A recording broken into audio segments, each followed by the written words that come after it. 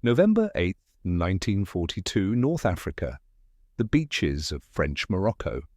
The first wave hits the sand at 0400 hours, no moonlight, only the sound of steel hulls scraping against volcanic rock and the distant thunder of naval guns pounding Casablanca's harbour defences. American boots, most of them fresh, untested, sink into cold North African sand for the first time. The air tastes of salt and cordite. These men, the 3rd Infantry Division, have never heard a bullet fired in anger. Most have never left their home states before boarding troop ships in Virginia. They clutch M1 Garands with white knuckles, teeth chattering not from cold, but from something deeper, something primal. Behind them, the Atlantic stretches back toward a country still electric with factory lights, still untouched by the war that has already devoured Europe.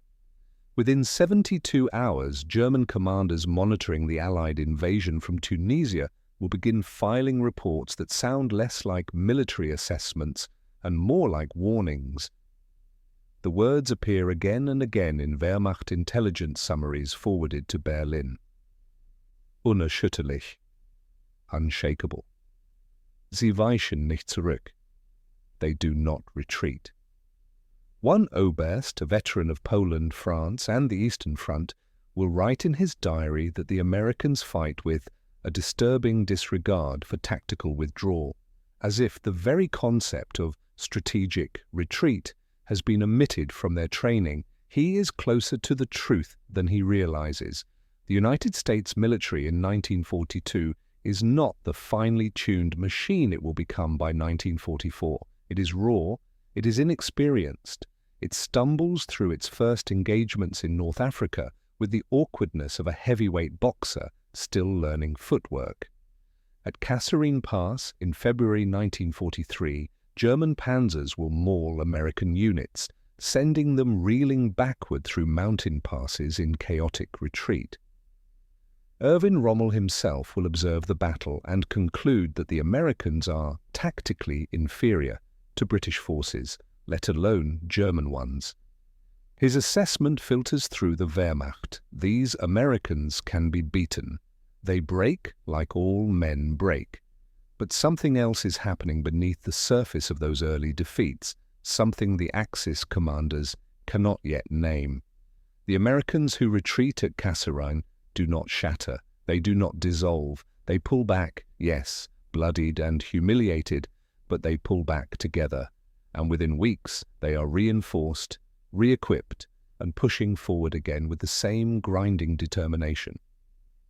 Wehrmacht officers accustomed to the collapse of morale after a major defeat watch with growing unease as American units absorb losses that would cripple a European division and simply request more ammunition. By the summer of 1943, the pattern has become unmistakable. In Sicily, at Gela and Licata, German paratroopers and Italian coastal defenders mount fierce counterattacks expecting the green American troops to buckle under sustained pressure. Instead, the GIs dig in and call for naval fire support with a casualness that stuns their adversaries. A young Fallschirmjäger lieutenant captured near Vitoria will later tell his interrogators that his company attacked an American position 4 separate times, and each time they were still there, shooting back, eating chocolate bars between assaults. The chocolate bars will appear in dozens of similar accounts, a small detail that becomes symbolic of something larger, something the Axis cannot match.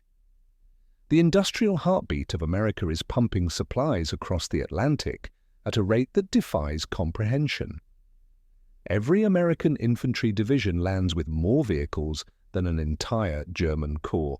A single U.S. infantry regiment carries more radio equipment than a Wehrmacht division. The logistical tale is so enormous that German planners initially mistake it for a sign of inefficiency. They are wrong.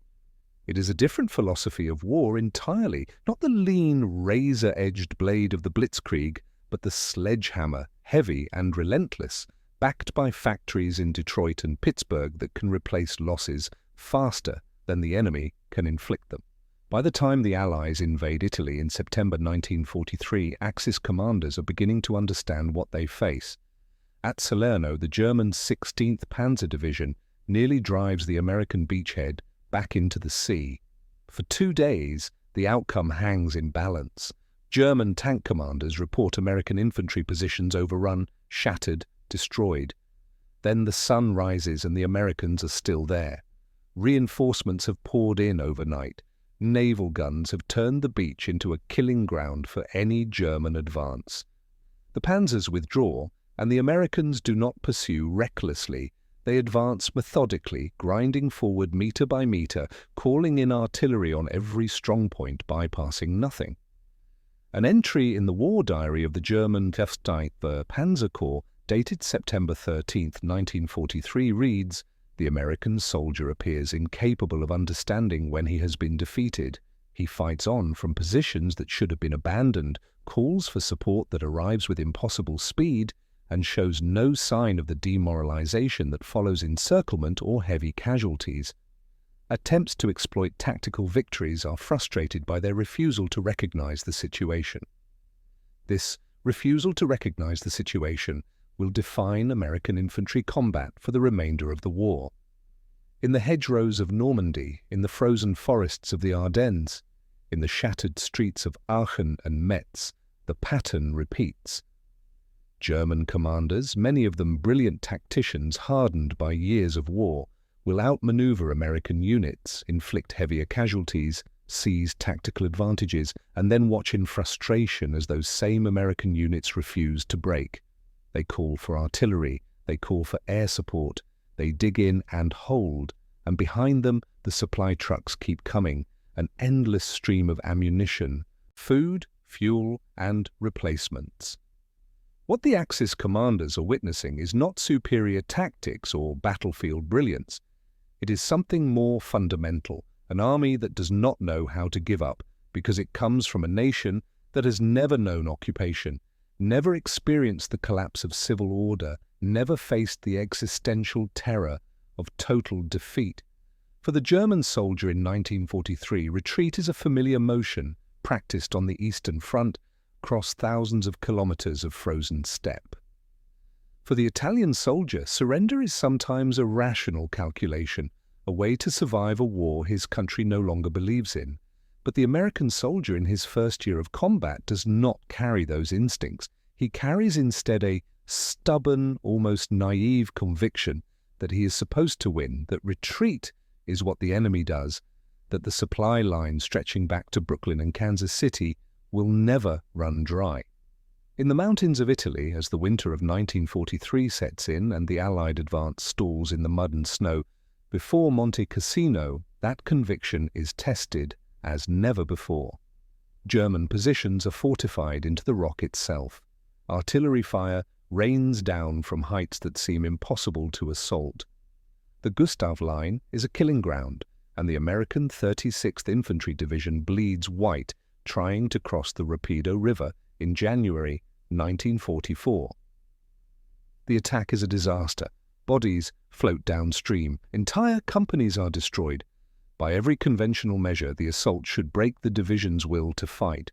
3 months later, those same units are attacking again at the Anzio breakout. They have been reinforced, re-equipped, and they move forward with the same methodical determination. A captured German after-action report from the 362nd Infantry Division notes, "American attacks lack imagination but compensate through sheer material superiority and an unwillingness to concede ground once taken. Morale remains high despite losses that would render a German unit combat ineffective." The material superiority is undeniable. Every American soldier carries into battle a small fortune in equipment by Axis standards. His rifle is semi-automatic, not bolt-action. His boots are leather, waterproof, replaced when worn. He receives mail from home with startling regularity, letters and packages that include razor blades, cigarettes, candies, magazines. He eats food from cans that German soldiers will loot from captured supply dumps and marvel at: beef stew, fruit cocktail, processed cheese. A Wehrmacht NCO captured in France in August 1944 will tell his interrogators that his unit once overran an American supply depot and found more food in one tent than our company had seen in a month. The men gorged themselves, he says, and some became ill from eating too much after years of short rations. But the material abundance, while demoralizing to a half-starved Wehrmacht, is not the source of the terror that begins to grip Axis commanders by late 1944. The terror comes from the realization that the Americans can afford to fight the way they fight, head-on, grinding, relentless, because they have something the Axis powers have already lost, an inexhaustible reserve of men and material. Every German counterattack, no matter how successful, is a spent asset. Every Tiger tank knocked out cannot be replaced. Every veteran NCO killed is an irreplaceable loss. But the Americans lose a Sherman tank and 3 more arrive the next day. They lose an infantry company and replacements are on the beach within a week. The Battle of the Bulge in December 1944 is Hitler's last desperate gamble, a counter-offensive designed to split the Allied armies and recapture the port of Antwerp. For the first 72 hours it works. German panzers punch through thinly held American lines. The 106th Infantry Division, green and unprepared, is surrounded and forced to surrender. Panic spreads through rear area units. But at dozens of small crossroads and nameless villages, American infantry units hold. Bastogne becomes the symbol, the 101st Airborne surrounded, outnumbered, outgunned, and refusing to surrender. But it is not an anomaly.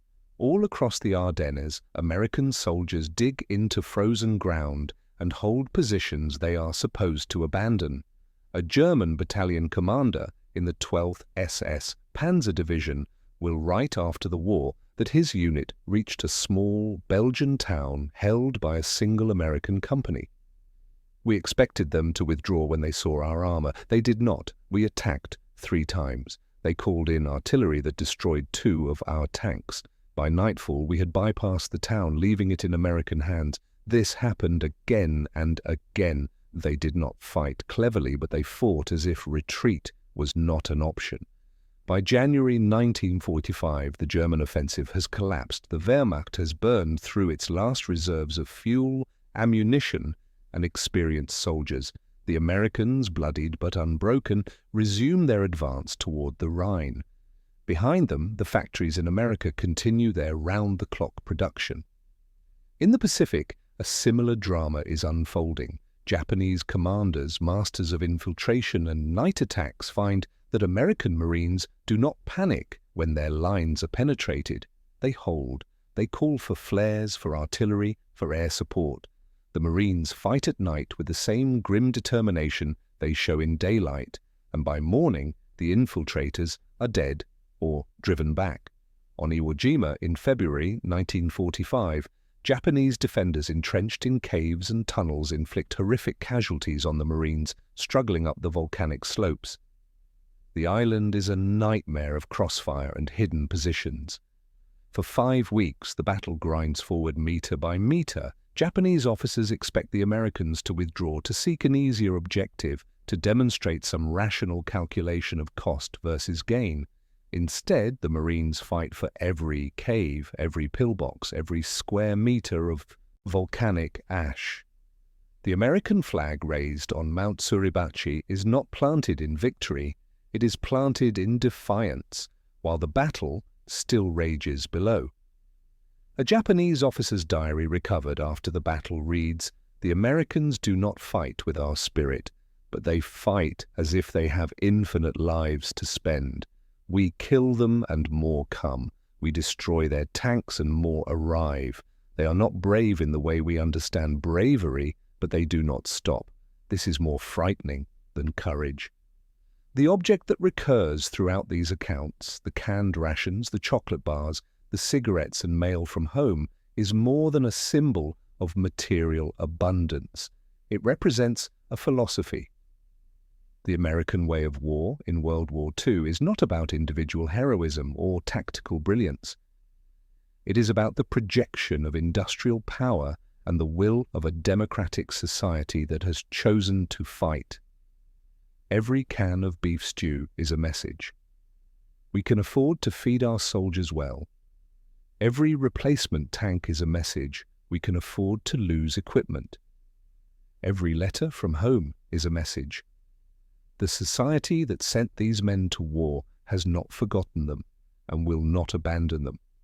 For Axis commanders raised in traditions that glorified sacrifice, spiritual strength, and elite warrior ethos, this American approach is alien and deeply unsettling. The Americans do not need to be supermen because they are backed by a system that makes individual prowess less relevant. They do not need to win every tactical engagement because they can afford to lose and still grind forward. They do not retreat because they have never needed to learn how. By May 1945, when the last German units surrender and the Wehrmacht ceases to exist, the terror Axis commanders felt has been vindicated. They were not defeated by better soldiers. They were defeated by a nation that could afford to send adequate soldiers in overwhelming numbers, supplied so lavishly that surrender often seemed appealing simply for the prospect of regular meals. The Japanese, still fighting in August 1945, will never experience the ground invasion that would have brought millions more American infantry across their beaches, but the calculations are clear. The United States is prepared to spend whatever is necessary for as long as necessary because the factories are untouched and the political will remains unbroken. In the end, the refusal to retreat was not about courage. Though courage was present in abundance, it was about the certainty, drilled into every soldier from basic training onward, that retreat was the enemy's job, that American soldiers advanced or held, and that somewhere behind them, a nation of 140 million people was working to ensure they had the tools to do so. That certainty, more than any weapon or tactic, is what broke the Axis war machine. Not the fear of American skill, but the terror of American relentlessness. The knowledge that no matter how many were killed today, more would come tomorrow, and the day after. And the day after until the war was won or the enemy was destroyed. The chocolate bar in a foxhole. The letter from home in a jungle bivouac. The replacement tank rolling off the landing craft. These were the true weapons of American infantry, not symbols of decadence, but proof that a free people, once committed to war, would see it through to the end, no matter the cost, no matter the time, because behind every soldier stood a nation that refused to let them fight alone.